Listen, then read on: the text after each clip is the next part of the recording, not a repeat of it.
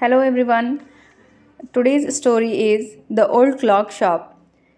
Christmas Eve had arrived as last minute shoppers were going home. A thick white sheet of snow lay over Salt Lake City, USA. Yet the lights were still burning in the old clock shop as Ray, its old deaf owner, worked on a clock he had sold that day. Having finished his work, Ray stood up and was on his way to the back room when a cold rush of air from the front door hit the back of his neck. He turned to meet a last minute shopper, but his old wise eyes told him that this was not a shopper. He saw two men, one in his 20s, the other closer to 50. The younger man remained at the door. The older man approached the counter with no sign of friendliness in his eyes. Ray was able to hide his growing fear as he slowly pushed a notepad and a pencil across the counter. He smiled at the unfriendly face, then pointed to his ears and shook his head from side to side. A quick look of surprise changed the man's face as he studied the notepad, then turned and said something to his friend. Ray used the chance to look closely at the man, paying attention to the shape of a gun and a restless hand in the man's right coat pocket. Anger boiled within him, but it was kept down by an inner voice that said, "Be still." He wrote on the notepad, "May I help you?" For the first time, the older man looked directly at Ray and smiled. A cruel, mocking smile. They both understood why he was there, why his friend remained at the door.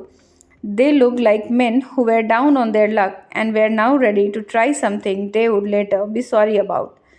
The clock ticked on. Ray calmly wrote another message. "Have you come to pick up a clock or watch?" Then he pointed to the lone board filled with hanging clocks and pocket watches. He was not a pawnbroker, but at the same time could not say no to the needy people who placed their old watches or clocks before him for anything they could get. He loaned more than he should. They were they would be there when the owners wanted them back, at the same price he had paid with no interest. Then the older man seemed to feel like a little easier, took out his hand from his pocket, and quickly looked at the watch on his wrist. "How much will you give me for this?" the man wrote. Ray noticed a little shame in the grey eyes looking at him. The watch was nothing special and yet had great powers. It was something to exchange, a way out of a bad situation, knowing that great need had brought the man to his shop in the first place. Ray asked, "How much do you need for it?" The reply came back on the notepad, "Whatever it is worth." Ray reached into his cash box, pulled out a $50 note, and passed it into the man's hand. As they shook hands, Ray looked into the man's eyes. They seemed to say, "Thank you." They both knew the watch was not worth that much. Before turning to leave, the man wrote, "I will be back to pick up it as soon as I can. Merry Christmas."